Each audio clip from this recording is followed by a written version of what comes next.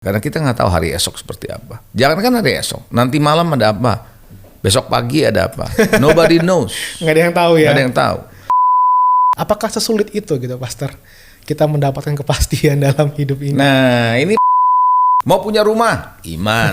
Mau punya mobil, iman, gitu ya.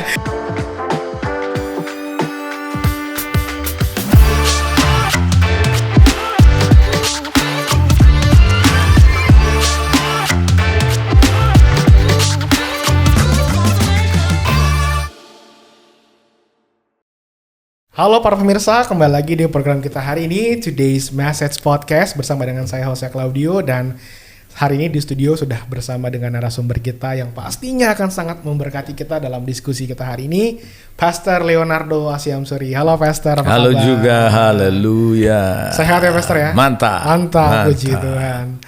Oke Pastor nih, ini kan di masa-masa seperti saat ini ya, banyak orang yang khawatir, banyak orang yang takut gitu ya Pastor ya. Ya entah dalam hal kesehatan maupun juga dalam hal pekerjaan, bisnis dan sebagainya. Nah hari ini kita mau bahas atau kita mau ngobrol-ngobrol tentang uncertainty gitu. Nah Pastor, kenapa sih orang-orang itu dalam hidup ini begitu mudah dan begitu khawatir? Apakah ada hubungannya dengan ketidakpastian, Pastor? Ya pastilah ya. Saya yakin setiap orang pernah khawatir, setiap orang pernah takut. Ya kamu juga, saya juga. Iya. Penyebab rasa takut, rasa khawatir itu kan banyak. Bisa terjadi ada kaitannya memang karena ketidakpastian. Karena kita nggak tahu hari esok seperti apa. Jangankan hari esok, nanti malam ada apa, besok pagi ada apa. Nobody knows. Nggak ada yang tahu ya. Nggak ada yang tahu. Jadi kan ada orang juga yang meninggal tiba-tiba di tengah malam. Jadi orang nggak ada yang tahu. Nah, hidup yang tidak tahu ini, yang tidak pasti ini membuat orang bisa khawatir. Iya. Nah, khawatir, takut. Banyak sebabnya sih selain daripada ketidakpastian. Salah satunya pasti itu, ya. Nah, takut juga disebabkan bisa sebab oleh karena punya pengalaman-pengalaman masa lalu, trauma masa lalu yang menakutkan dia sehingga itu masih menghantui pikirannya. Dan belum selesai dengan itu begitu. Walaupun dia orang Kristen, walaupun dia anak Tuhan. Iya. Tapi dia belum selesai dengan itu, dan seringkali dia sudah nggak ingat lagi kalau dia pernah ngalamin trauma seperti itu. Sama seperti orang kayak kena luka, dia luka, mungkin lukanya pernah kesentuh, kepukul, dia udah nggak berasa sakit, tapi masih ada kalau gerak-gerakan tertentu tuh dia nggak enak gitu. Tapi dia nggak sakit. Nah hal yang sama seperti itu, seringkali trauma itu tidak dirasa lagi, tapi masih ada sebenarnya. Gitu. Oke, jadi kayak masih ada sisa-sisa gitu ya, bekas-bekas yang kadang-kadang belum total berarti masih berasa kadang-kadang. Oke. Jadi Pastor, menurut Pastor nih, apalagi di saat-saat seperti saat ini ya, dengan adanya pandemi COVID ini, membuat hidup kadang-kadang ngerasa tidak pasti. Apakah saya masih hidup besok? Apakah pekerjaan saya masih ada sampai besok? Apakah bisnis saya masih lancar sampai besok? Banyak orang yang mungkin mempertanyakan hal itu karena ya kita nggak bisa pungkiri kalau kita lihat sosmed gitu ya, wah hari ini masih hidup gitu, tahu-tahu besok udah RIP gitu kan.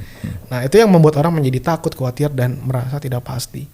Nah jadi kalau menurut Pastor Leo sendiri ya, kenapa sih kita tuh tidak bisa mendapat kepastian dalam hidup ini? Ya walaupun mungkin sebelum COVID saya percaya mungkin juga ada yang mengalami seperti ini. Apakah sesulit itu gitu Pastor, kita mendapatkan kepastian dalam hidup ini? Nah, ini pertanyaannya begini menurut saya. Kalau misalnya hidup ini pasti. Iya. Pasti nih ya. Berarti besok seperti pagi gitu. Besok pasti pagi kan gitu ya. Itu kan udah pasti tuh. Gitu ya. Sekarang kalau kita hidup manusia ini udah pasti.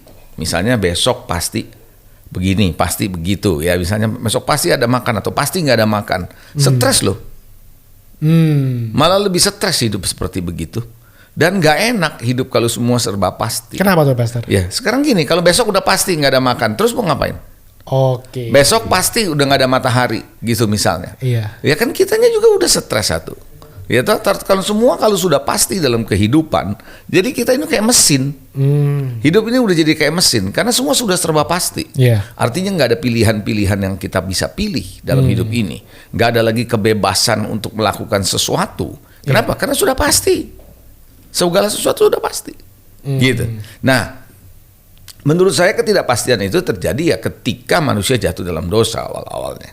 Kan begitu. Maka Tuhan kan berkata terkutuklah tanah, terkutuklah bumi ini. Artinya apa? Sejak saat itu manusia harus bekerja dengan susah payah, dengan berpeluh, ya kan? Semak duri yang dia akan alami. Jadi apa yang terjadi?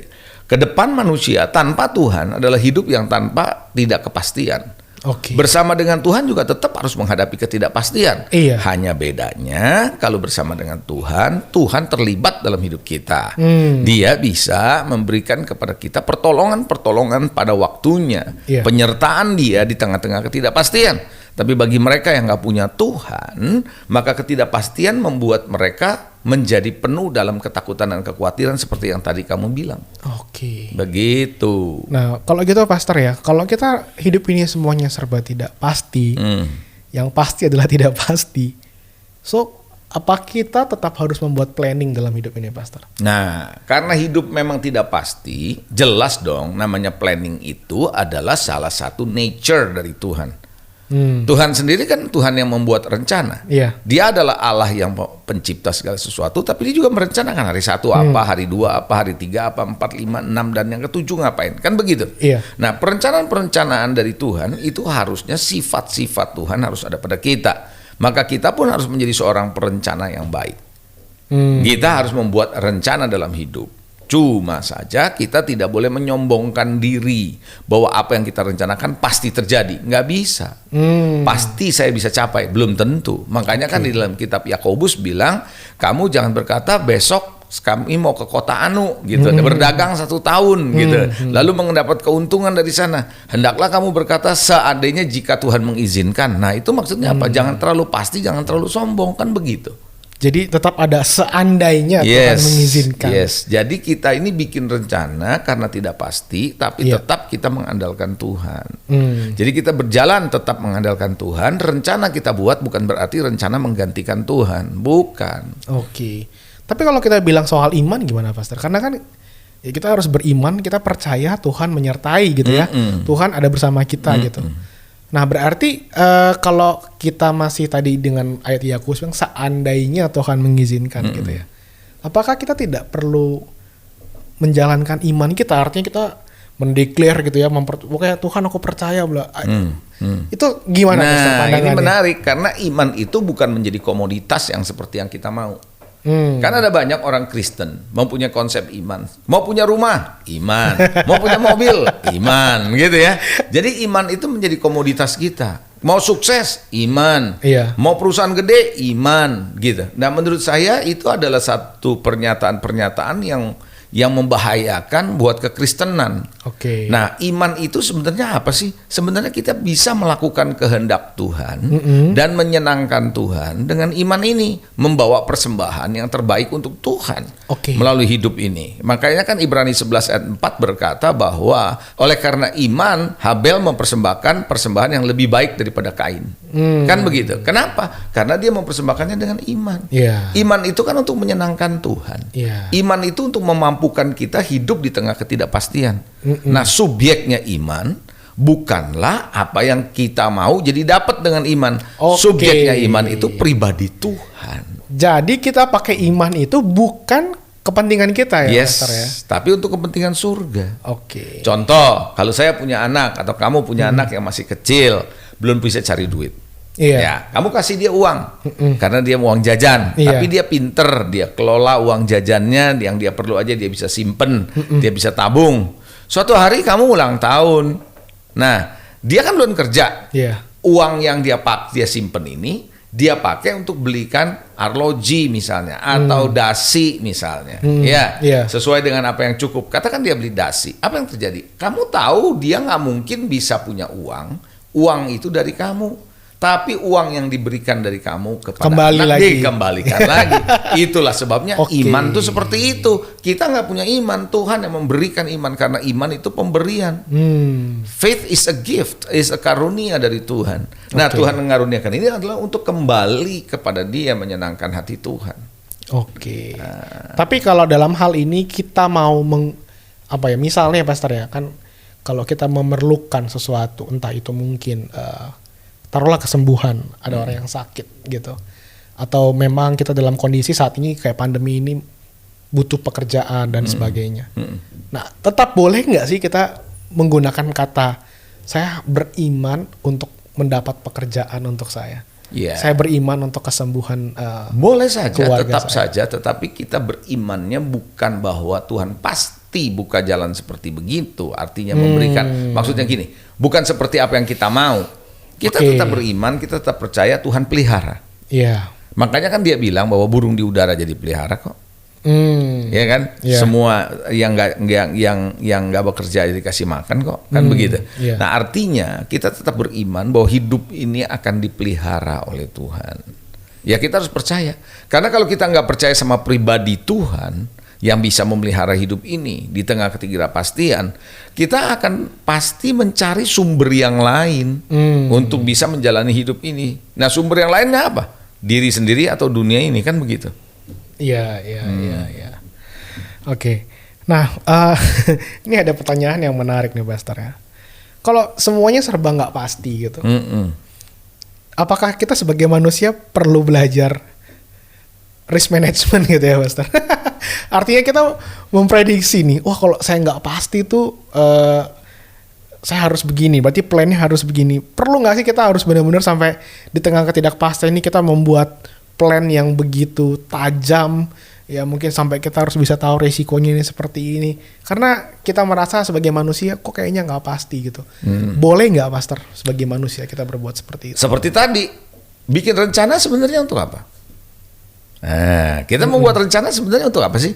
Untuk mengetahui tingkat risiko yang kita akan hadapi, bagaimana kita menghadapinya, kan begitu ya kan, perencanaan bagaimana menghadapinya, lalu apa yang kita mesti siapkan, kan begitu di dalam perencanaan hidup.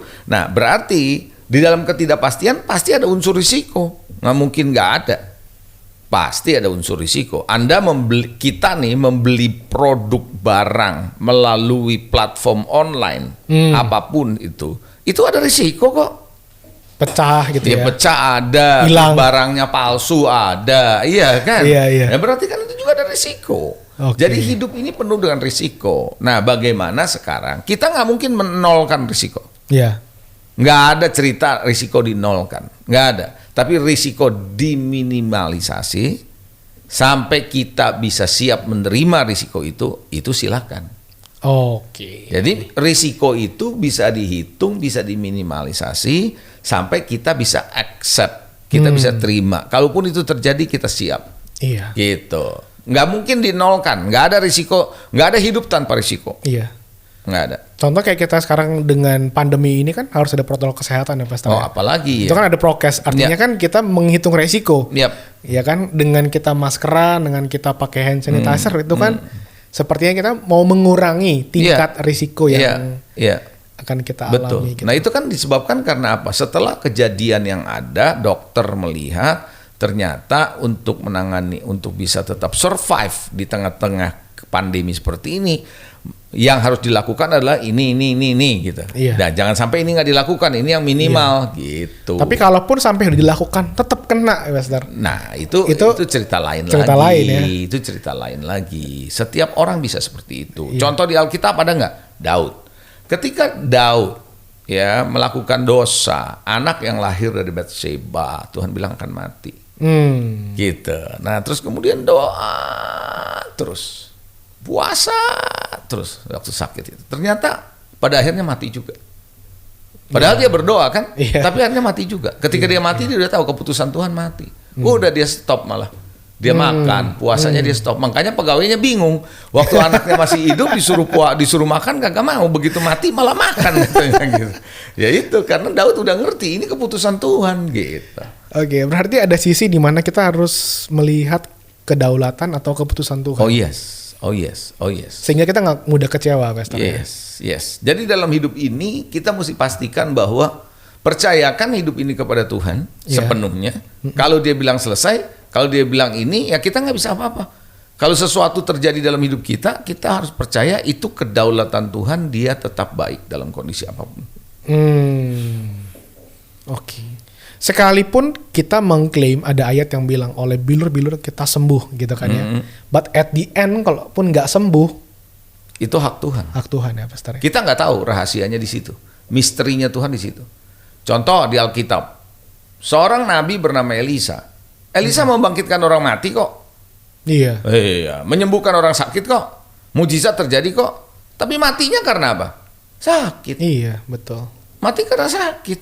Jadi kita nggak bisa bilang bahwa kalau dia dipakai dalam kesembuhan, mujizat segala macam, dia nggak mungkin kena sakit. Siapa bilang? Nah, kalau kan kita jadi bingung kenapa? Kenapa kita bingung? Karena kita menurunkan Tuhan punya derajat di pikiran kita. Oke. Nggak nyampe kita mikirin gitu, gitu. Jadi kalau kita misalnya ada orang yang sakit, ada keluarga atau bahkan mungkin kita sendiri sakit, Pastor ya. Berarti waktu kita berdoa ya tetap percaya bahwa Tuhan menyembuhkan, tapi at the end kita harus menyerahkan sama Tuhan juga ya. Betul. Kita harus tetap percaya bahwa kebaikan Tuhan ada, Tuhan pasti bisa kasih kesempatan. Seperti tadilah yang saya cerita tentang Daud anaknya. Dia terus minta belas kasihan Tuhan, terus minta pertolongan Tuhan, gitu ya. Siapa tahu Tuhan berubah nih, gitu kan. Iya. Tapi ternyata Tuhan putusannya tetap ya udah. Iya. Gitu. Ya kan? Iya. Jadi begitulah sebenarnya kehidupan yang sangat enjoyable sebenarnya. Iya. Artinya enjoyable, kita nggak pernah takut apa yang terjadi di depan. Iya. Kalau kita percaya Tuhan kan gitu. Tapi menariknya Pastor, kadang-kadang Tuhan bisa ini juga ya. Contoh kayak Abraham. Ya waktu Sodom dan Gomora mau dihancurkan gitu ya. Maksudnya sometimes Tuhan bisa bisa dibilang mengubah keputusannya karena melihat orang yang berseru, berdoa gitu. Sometimes itu juga bisa terjadi ya, Pastor ya.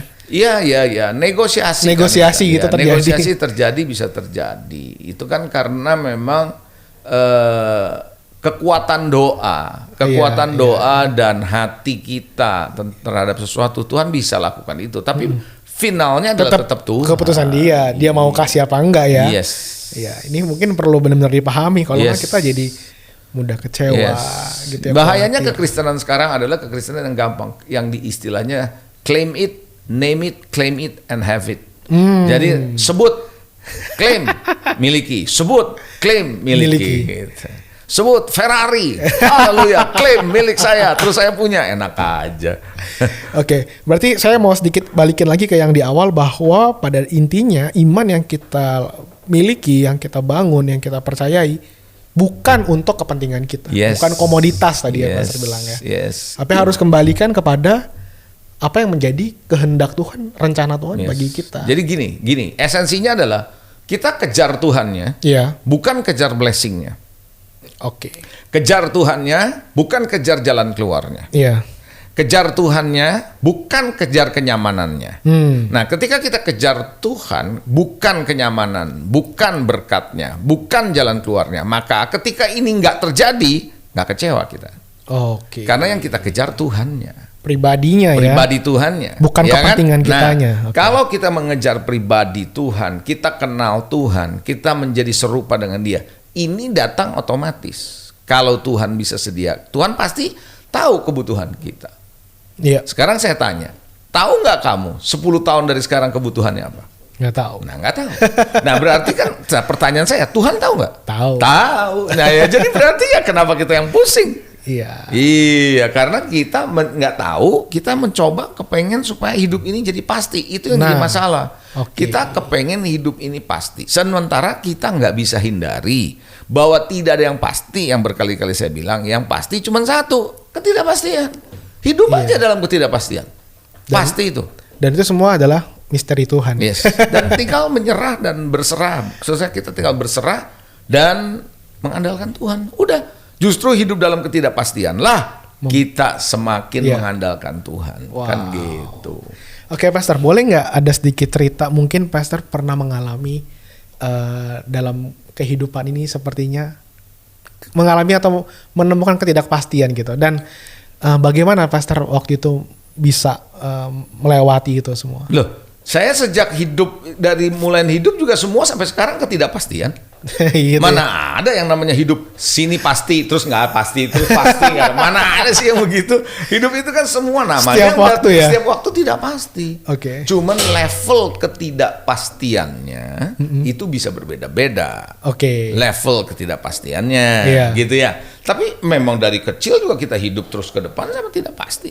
Oke. Ada kan bayi yang baru berapa hari aja meninggal kan? Iya. Nah, iya kan itu namanya tidak pasti sejak dia lahir di bumi ini. Iya benar. Gitu. Jadi kalau Anda tanya saya, kamu tanya saya, ada nggak di momen hidup ini? Ya ada lah, tiap kali selalu ada. Oke. Cuman periode-periodenya tantangannya berbeda. Beda-beda. Gitu. Okay. Dan pastor meresponinya dengan ya itu berserah sama Tuhan, percaya sama Tuhan. Jadi itu latihan sebenarnya. Jadi satu level ketidakpastian sampai ke level ketidakpastian berikutnya sebenarnya itu latihan. Latihan apa? Latihan percaya sama Tuhan, latihan berserah sama Tuhan, latihan untuk mengandalkan Dia, latihan untuk tetap teguh di tengah-tengah situasi yang ada, gitu. Latihan untuk berani, latihan untuk percaya, latihan untuk apa? Untuk berdoa dan berpuasa misalnya, seperti itu. Oke. Jadi itu sebenarnya proses latihan. Nah, latihan-latihan itu tujuannya apa? Akhirnya adalah supaya kita menjadi serupa dengan Dia, kan begitu. Karena dengan kita berdoa makin dekat sama Dia, makin kita mengerti firman, itu kan makin lama mengubahkan kita. Iya, iya. Kadang-kadang ya di dalam kita menghadapi masalah dan tantangan hidup ini, masalahnya nggak berubah, kitanya yang berubah. Iya. Masalahnya tetap ada, kitanya berubah dalam mencermati hidup, dalam menjalani hidup, kitanya berubah. Itu yang namanya kedewasaan. Oke. Itu yang namanya pertumbuhan iman, kan gitu. Iya. Jadi yang berubah atau mungkin kadang nggak selesai gitu ya, artinya terus masih ada aja ya kita mengalami hal yang sama. Tapi bagaimana kita meresponinya jadi makin berbeda ya. Betul. Kecuali kalau orang yang sudah meninggal udah ketemu Tuhan, dia udah nggak ada masalah lagi, kan begitu. Iya. Jadi Pastor, apa yang harus kita lakukan ya Pastor? Kalau pada akhirnya kalau kita udah merancangkan A, merancangkan B, apalagi mungkin bisnis A, bisnis B gitu ya, kita udah rancangkan dan akhirnya nggak sesuai dengan apa yang kita inginkan, ya berarti kita berserah aja gitu ya Tuhan, ya sudahlah ya gitu ya. Nah ini ada dua, yang satu kita tetap berserah dan percaya sama Tuhan, itu mah nggak bisa diutak-utik dong, itu wajib gitu ya kan. Tapi begitu ada planning nggak terjadi dan sebagainya, nah itu yang namanya change management, itu yang namanya manajemen perubahan. Kan ada perubahan yang terjadinya slow dulu, sekarang cepat, bahkan bukan lagi cepat, bukan lagi fast, tapi disruption. Terjadi perubahan yang betul-betul mendistrupsi kita, bahwa kita tidak siap atau berubah. Pandemi adalah salah satu disrupsi, di mana orang mau ndak mau dipaksa dengan menggunakan teknologi, kan begitu ya. Hidup ini semua tiba-tiba di rumah, work from home, sekolah di rumah. Nah itu gimana tuh? Nah itu kan terjadi disrupsi. Nah jadi kalau ada satu rencana nggak terjadi sebagaimana yang kita inginkan, ya berarti kan satu, kita harus bertanya, Tuhan ini benar nggak rencananya? Ini dari Tuhan apa bukan? Apa yang harus saya lakukan? Lalu kalau udah begini apa? Change it. Rubah dong. Kita harus berubah rencananya seperti apa. Oke. Gitu. Iya, jadi ada perubahan-perubahan yang perlu adjustment paling tidak, penyesuaian paling tidak yang perlu kita lakukan. Gitu. Jadi jangan kaku gitu ya. Iya, jangan kita membuat rencana dan seterusnya seperti itu. Kalau zaman dulu waktu sebelum ada perubahan sebegini cepat, kita bisa bikin rencana 3 sampai 5 tahun. Iya. Coba sekarang bisa bikin 3 tahun. Mana bisa. Kadang 6 bulan aja nggak nyampe. Nah itu dia, perubahannya cepat sekali. Perubahan sekali. Gadget aja juga begitu. Yang namanya apa diminta untuk update dari waktu, bisa dalam sehari bisa 2-3 kali. Iya benar. Nah kan begitu. Iya. Oke. Nah Pastor, jadi pada akhirnya saat kita percaya Tuhan pun kadang-kadang, atau seringkali lah, saya nggak bilang kadang-kadang, seringkali belum tentu kita menemukan kepastian. Bener ya Pastor ya? Maksudnya sekalipun kita percaya Tuhan pun sometimes masih ada yang tidak pasti tentang kehidupan ini, tapi yang pasti adalah keselamatan. Yang pasti adalah keselamatan dan hidup kekal yang kita terima dari Tuhan. Itu masuk pasti. Waktu kita terima Yesus, kan begitu. Tapi yang tidak pasti adalah dalam menjalani kehidupan di dunia ini. Gitu. Mungkin ini juga salah satu yang kita perlu tekankan ya, mungkin biar teman-teman juga bisa ngerti gitu ya. Kadang-kadang kita berpikir, terima Yesus tuh pasti gitu. Jadi kita menginginkan apa yang terjadi dalam hidup kita pasti gitu. Padahal kepastian yang dia kasihkan adalah tentang keselamatan, tentang hidup kekal, tentang janji-janji Tuhan. Iya.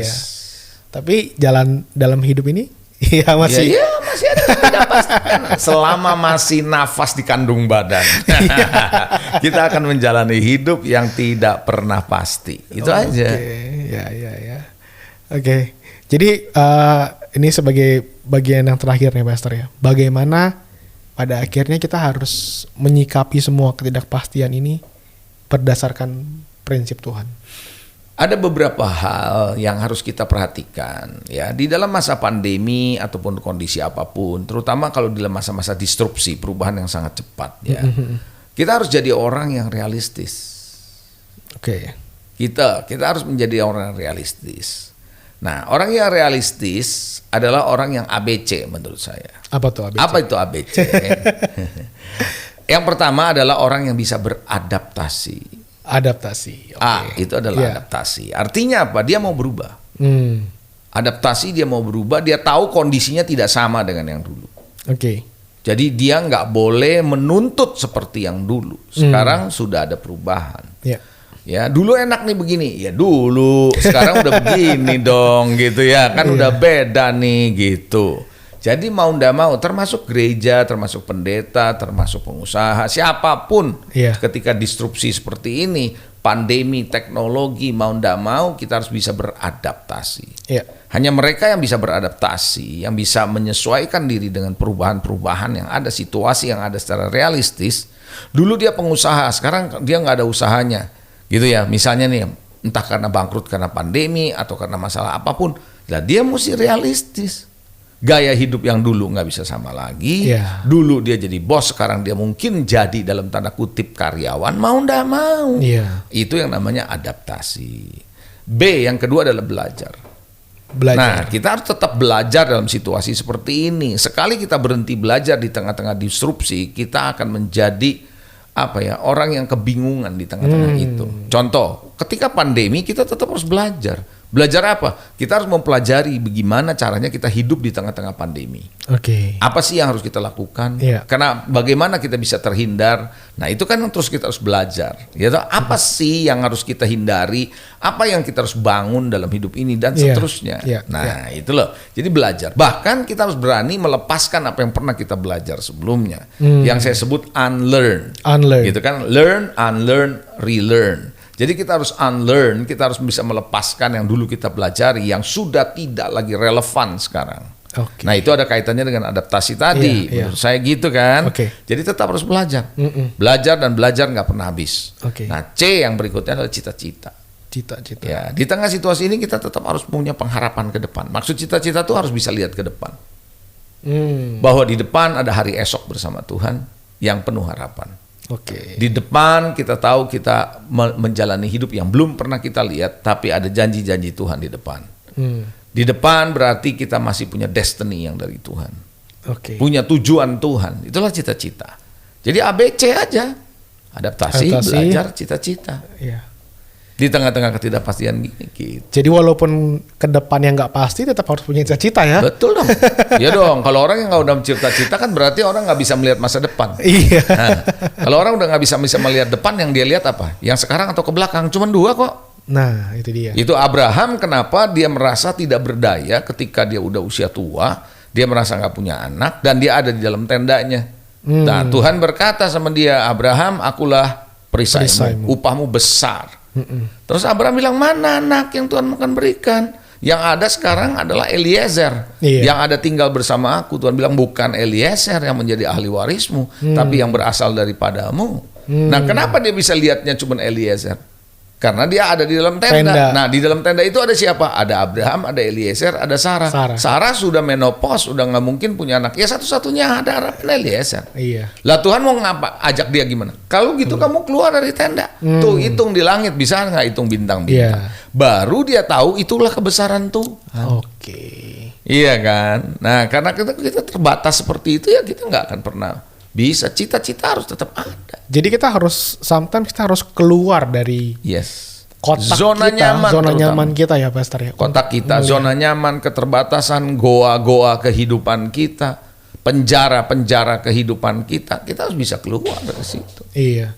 Supaya kita akhirnya bisa melihat yang lebih besar dan itu menjadi cita-cita kita.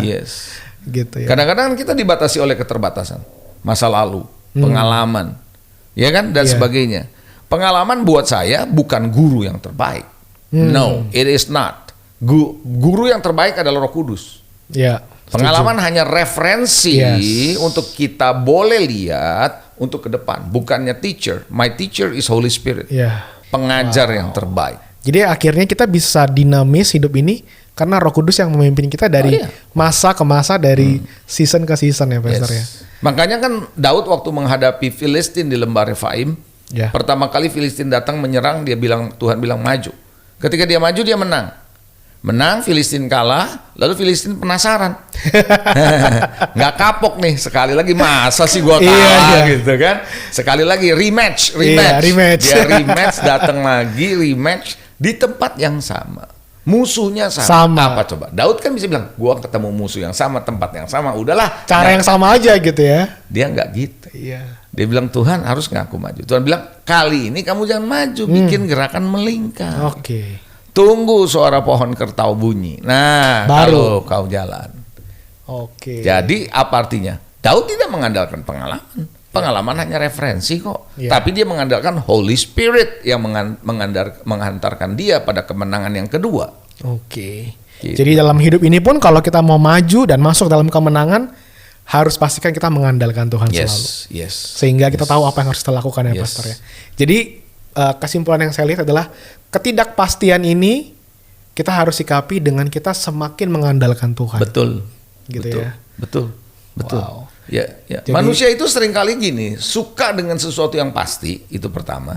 Yang kedua, suka sesuatu yang terstruktur. Betul, yang terstruktur. Jadi kalau udah muter, gitu aja. Gitu ya. Jadi apa artinya? Kenapa terstruktur? Nggak pusing, nggak banyak mikir. Gitu kan. Kalau orang udah masuk dalam rutinitas kan nggak banyak mikir, kerjanya udah gitu. Autopilot aja. Autopilot ya. Nah, justru itu buat manusia sebenarnya agak sedikit berbahaya gitu, berisiko. Dia tidak akan pernah bisa berkembang kan begitu. Nah, jadi manusia gini, ketika ada pengalaman itu direkam dan pengalaman itulah yang menjadi struktur dalam cara dia berpikir untuk muter di pengalaman-pengalaman itu, sehingga dia akan bilang pengalaman saya nggak begitu, pengalaman saya nggak begitu gitu. Iya kan. Nah, tapi Roh Kudus justru bukan cuma mengajarkan kepada kita, tapi akan memberitahu kepada kita masa yang akan datang kan begitu. Wow, jadi ini seru ya. Ini seru banget kalau kita bisa hidup mengandalkan Tuhan, kita mengandalkan Roh Kudus, maka di tengah ketidakpastian pun kita bisa tahu what we have to do gitu ya, apa yang harus kita lakukan ke depannya. Justru asiknya di situ. Justru asiknya di situ. Baru setelah itu kita bilang, wow, Tuhan itu dahsyat.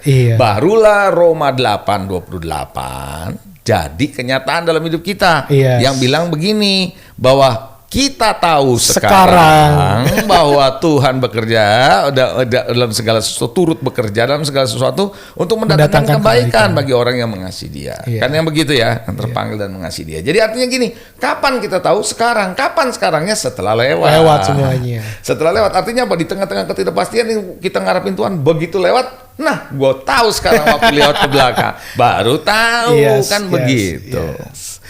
Oke, thank you banget ya Pastor buat diskusinya, luar biasa banget ya. Jadi buat pemirsa di tengah-tengah pandemi ini jangan khawatir, jangan takut, enjoy aja. Ya, yang penting andalkan Tuhan. Amin. Jangan andalkan kita punya pengalaman, tapi itu referensi aja ya Pastor ya. Tetap guru yang terbaik adalah Roh Kudus. Thank you Pastor Leo buat waktunya, dan ini saya percaya sangat memberkati buat kita semua yang mendengarkan program podcast pada hari ini. Dan jangan lupa untuk bisa terus dapatkan update dari Today's Message pada Instagram kita @todaysmessage. God bless you, sampai ketemu di program kita selanjutnya.